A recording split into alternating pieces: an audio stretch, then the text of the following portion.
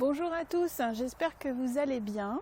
Alors, eh bien ça y est, nous voilà de nouveau réunis pour le deuxième podcast de la chaîne Parcours d'éveil d'une alchimiste qui s'ignorait.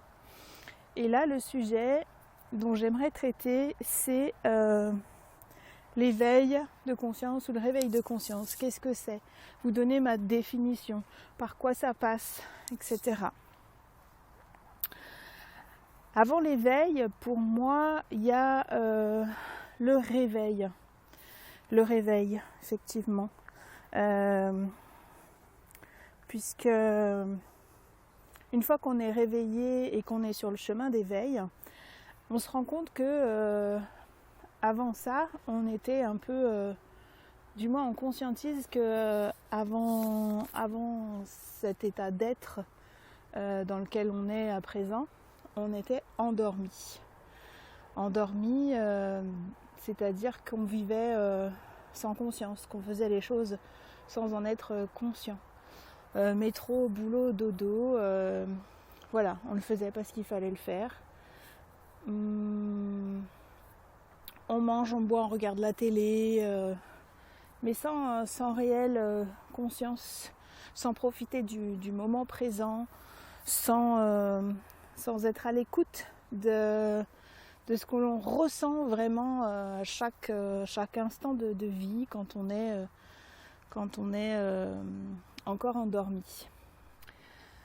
Et souvent, j'ai remarqué, de ma propre expérience, mais aussi des personnes de mon entourage qui vivent ou qui ont vécu ceci, ou que j'accompagne, c'est souvent une crise en fait.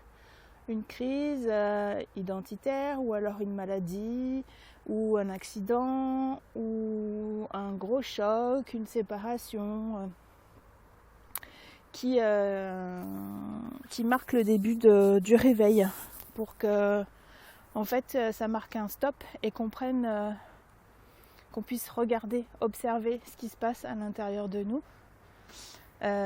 Puisque dans le train à grande vitesse de la vie par rapport à la société dans laquelle on est, on ne prend pas le temps de regarder tout ça. Et du coup, la vie, elle nous stoppe, elle nous guide en fait. On est guidé, on est accompagné. Et la vie, quand c'est le moment, quand on ne veut pas voir, elle nous met des signes, elle nous met des choses pour qu'on regarde et qu'on observe. Et qu'on mette en place des changements. Mais tout ça, c'est pour pour un mieux-être, pour vraiment s'aligner et être vraiment sur le retour à soi, et plus vivre par rapport à notre personnalité égotique. Voilà. J'espère que que je suis claire. Cet éveil, d'abord cette crise, elle est là aussi, elle nous confronte à une perte de sens.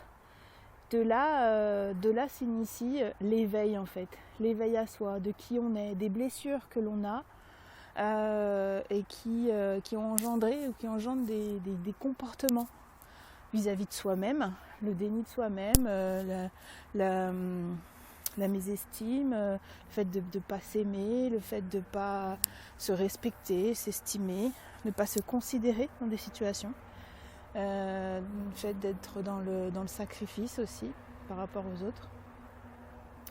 Ça permet aussi de mettre en lumière sa responsabilité vis-à-vis de soi, de ses actes, de ses non-actes, de ses dires, de ses non-dires par rapport à soi et par rapport aux autres. En fait, vous l'aurez compris, ça engendre beaucoup de choses et c'est pas toujours confortable de voir ces parts, tout ça, de voir ces parts d'ombre, de voir ces parts de lumière. C'est confrontant, c'est pas confortable, mais mais ça permet d'avancer et d'être plus en phase après ça amène sur l'acceptation et l'amour de soi.